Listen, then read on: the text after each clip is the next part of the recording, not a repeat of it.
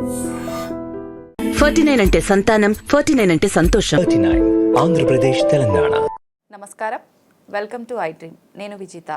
ప్రస్తుతం మనతో పాటు ఉన్నారు ప్రముఖ ఆధ్యాత్మికవేత్త మాడుగుల శివప్రసాద్ గురూజీ. ఇప్పుడు గురూజీతో మాట్లాడి మరిన్ని విషయాలు తెలుసుకుందాం. నమస్కారం గురువుగారు. ఆశీర్వచనం తల్లి. గురువుగారు, సంకష్టహర చతుర్థి రాబోతుంది. అసలు ఆ రోజు పూజా విధానాలు కానీ పాటించాల్సిన నియమాలు కానీ ఏమైనా ఉన్నాయా గురువుగారు? శ్రీ మహాగణాధిపతయ నమః. ఐం మహాసరస్వత్యై నమః. శ్రీ లలితాంబికాదేవ్యై నమః. సంకటహర చతుర్థి అనేటువంటిది వస్తుంది, ప్రతి మాసము వస్తుంది. సంకటహర చతుర్థి, ఏకాదశి మామూలుగా ఇవి ప్రతి రెగ్యులర్గా వచ్చేటువంటి వ్యవహారాలే. అయితే అమ్మా, ఏకాదశులు ఎలా అయితే మనము పాటిస్తామో అలా పాటించిన తర్వాత 24వ ఏకాదశి వైకుంఠ ఏకాదశి అనేటువంటి రోజు ఆ ఏకాదశి ఉపవాస దీక్షను ఆ రోజుతో ఇచ్చేయడం కానీ, మళ్ళీ పునః ప్రారంభం చేయటము కానీ, లేకుంటే ఇన్ని సంవత్సరాల పాటు నేను ఈ దీక్ష చేపడతాను అని సంకల్పము చేసుకునేటువంటివి ఇవి. అలాగే సంకటహర చతుర్థి అనేటువంటి వ్రతము కూడా ఇటువంటిదే. చాలామంది ప్రతి నెల సంకటహర చతుర్థి రోజు ఖచ్చితముగా ఉదయము నుండి సాయంకాలము వరకు ఏమీ తినకుండా ఉండి, సాయంకాలము గణపతి పూజ అనేటువంటిది చేసుకొని, రాత్రికి చంద్రుడు కనిపించినటువంటి తర్వాత భోజనము అనేటువంటిది చేసేటువంటి ప్రక్రియ. ఇది విధానం. అయితే అసలు సంకటహర చతుర్థి అనేటువంటిది ఏమిటి? మామూలుగా చవితి, వినాయక చవితి అని మనం చేసుకుంటూ ఉంటాం. సంకటహర చతుర్థి అనేటువంటి మనం ఏ పూజ చేసుకోవాలన్నా ముందు ఎటువంటి విఘ్నాలు లేకుండా నిర్విఘ్నముగా సాగటానికి, ఆ కార్యక్రమం అంతా జయప్రదముగా జరగటానికి వినాయక పూజ చేసుకుంటాం. మరి సంకటహర చతుర్థి వలన ఏమిటి అంటే, చాలా ముడిపడినటువంటి సమస్యలు ఉంటాయి. ఒక ఇంటి వివాదము కానీ, పెద్దల ఆస్తి పంపకము విషయములో కానీ, పొలాలు తగాదా కానీ, వాడు సరే అనుకుంటే మన వాళ్ళు సరే అనక పక్క పొలం వాడు రాక, ఈ పొలం వాడు రాక, పూర్వం ఇవన్నీ ఉండేటివి.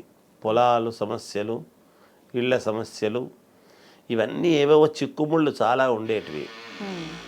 ఒక పొలంలో దారి ఇవ్వటానికి లేదు అని చెప్పి వాళ్ళతో పోట్లాటలు పెట్టుకొని, ఇలాంటివి ఇంకేవేవో, అమ్మాయికి త్వరగా పెళ్ళి కావాలి అని అనుకున్నా కూడా ఎక్కువ కాలమైంది, ఏ సంబంధము రావటం లేదే అనేటువంటి తాపత్రయంతో కానీ, ఇలాంటివి అనేక రకాల పూజలు. ఇవన్నీ దేనికి? ఏ పూజ చేసినా మనుషులు వాళ్ళ ఇష్టి కోరికలు నెరవేర్చుకోవటానికే కదా. వాళ్ళు ఏం చేయగలరు అప్పట్లో? కనుక ఏమేమి ఉన్నాయో అన్నీ ఈ వ్రతం చేస్తే మంచిది, ఆ పూజ చేస్తే మంచిది, ఇంకొకటి చేసుకుంటే మానసికమైనటువంటి తృప్తి, ఇవన్నీ తెలుసుకొని అలా సంకటహర చతుర్థి తమ పిల్లలకు, తమ ఉనికికి, తను ఇబ్బందులు పడుతుండేటువంటి వాడికి, మూలముగా మనస్సుకు ఏదైతే చాలా విపరీతమైనటువంటి సంకటం అనేటువంటిది ఉంటుందో ఆ సమస్య తీరటం కోసము సంకటహర చతుర్థి వ్రతం అనేటువంటిది పడతాం.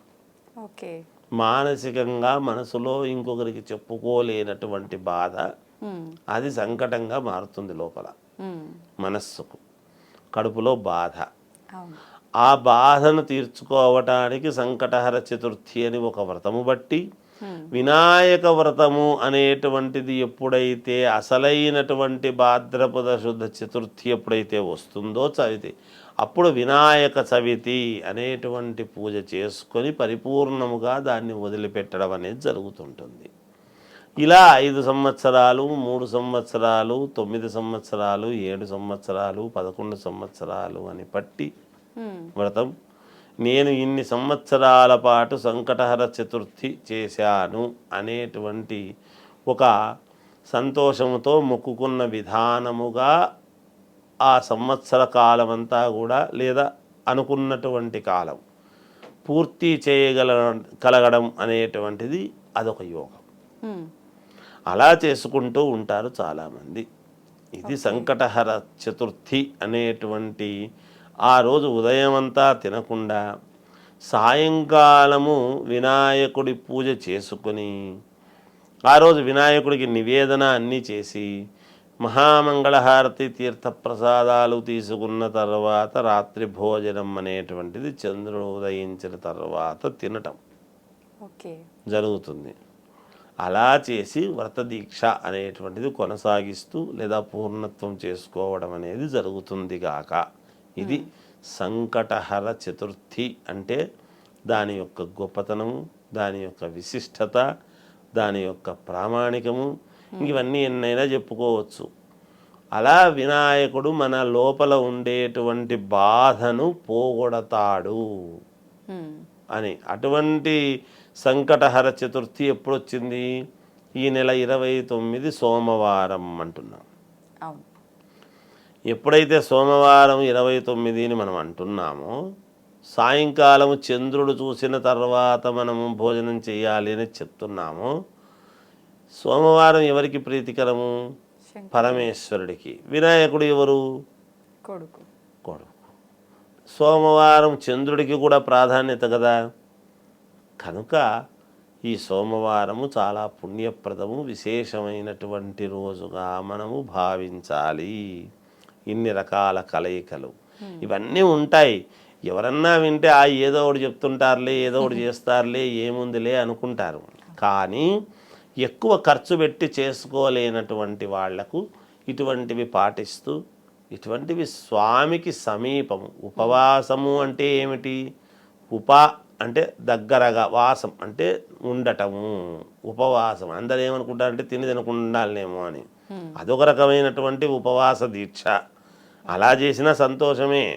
కానీ అలా ఉపవాసం అంటే తినకుండా ఉంటూ, తినకుండా ఉన్నాను కాబట్టి నేను అక్కడ స్వీట్ స్టాల్లో వాసన పీల్చినాను, ఇక్కడ సాంబార్ వాసన వచ్చింది, ఇంకో వాసన వచ్చింది అని పిలిస్తే లాభం లేదు. అలా ఉండకూడదు. వాటి మీద ఏమాత్రము దృష్టి అనేటువంటిది పడకుండా నిరంతరము దైవము దగ్గరగా ఉండి దైవారాధన, దైవ ధ్యానములోనే ఉంటూ ఆ రోజంతా గడపటం అనేటువంటిది ఉపవాసం అని దాని అర్థం. దాని అర్థమే అది. మనం ఉపవాసం ఉంటామండి అని చెప్పి ఉండి ఇంట్లో ఆడవాళ్ళు వంట చేస్తుంటే వంటవన్నీ కూడా వాసన బాగుంది కానీ నేను ఈరోజు ఉపవాసం కదా, తినకూడదు కదా అని అనుకుని ఏం ఉపయోగం దానివల్ల? వాసన కొంచెం తింటారా అని ఆమె అడిగి నాకు వద్దులే ఈరోజు ఉపవాసం కదా అని 10 సార్లు వద్దని కొంచెం తినండి ఉప్మానం ఇంకోటం అని వీళ్ళు భంగపోయి అలాంటివన్నీ చేయరాదు. ఇంకా తినము అంటే వాటి పేర్లే ఎత్తరాదు, ఆ వాసన చూడరాదు. అందుకనే దేవాలయాల్లో అందు స్వామివారికి నివేదన చేస్తూ ఉన్న వంటశాలలోకి వెళ్ళినా చేసినా ఇలా మూతికి బట్ట అడ్డము కట్టుకొని వాసన రాకుండా, ఏమీ మాట్లాడకుండా తీసుకొని వచ్చి అక్కడ నివేదన చేసేటువంటి తత్వం. అందుకు కదా పాటించాలి అన్నీ కూడా పద్ధతులు. ఇవన్నీ చేస్తాము కాబట్టి మన ధర్మాలు ఏమో మనకు గొప్పవి, నచ్చని వాళ్లకు నచ్చవు, నచ్చిన వాళ్ళు పాటించుకుంటారు. ఇది తల్లి సంకటహర చతుర్థి యొక్క గొప్పతనము, మహాత్యం. నిజంగా సంకటహర చతుర్థి విశిష్టతను చాలా గొప్పగా తెలియజేశారు గురువుగారు. ధన్యవాదాలు. జయస్తు.